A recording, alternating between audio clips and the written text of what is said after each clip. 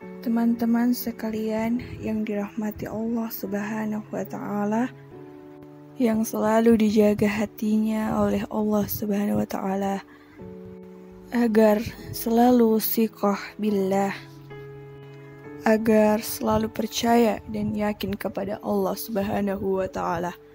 Karena kelemahan kita itu berawal dari ketika kita meragukan Allah Subhanahu wa Ta'ala.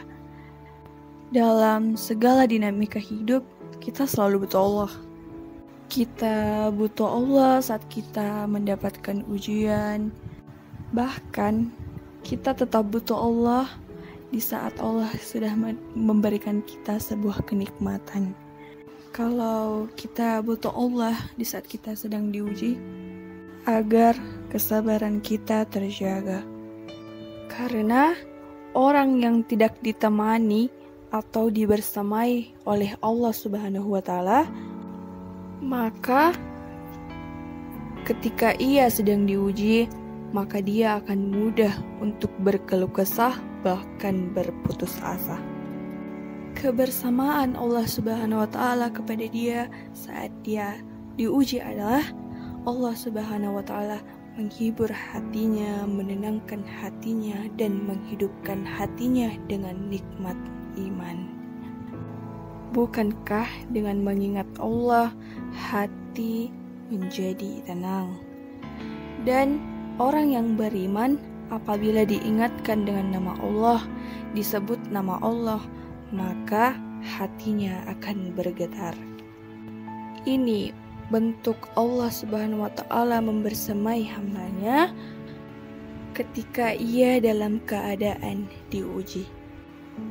Allah menghiburnya dengan kalimat, alam yajadika yatiman fa'awah wa wajadaka dolan fahada wa wajadaka ailan fa'agna. Allah Subhanahu wa Ta'ala menghibur lagi dengan hatinya dengan kalimat, inna a'tayna kal kausar. Allah menghibur hatinya dengan kalimat, kalla saya'lamun summa kalla saya'lamun.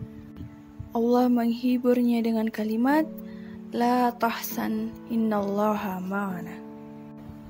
Ini adalah ketika Allah Subhanahu wa Ta'ala membersamai seorang hamba saat dia dalam keadaan diuji atau sedang diberi sebuah nikmat.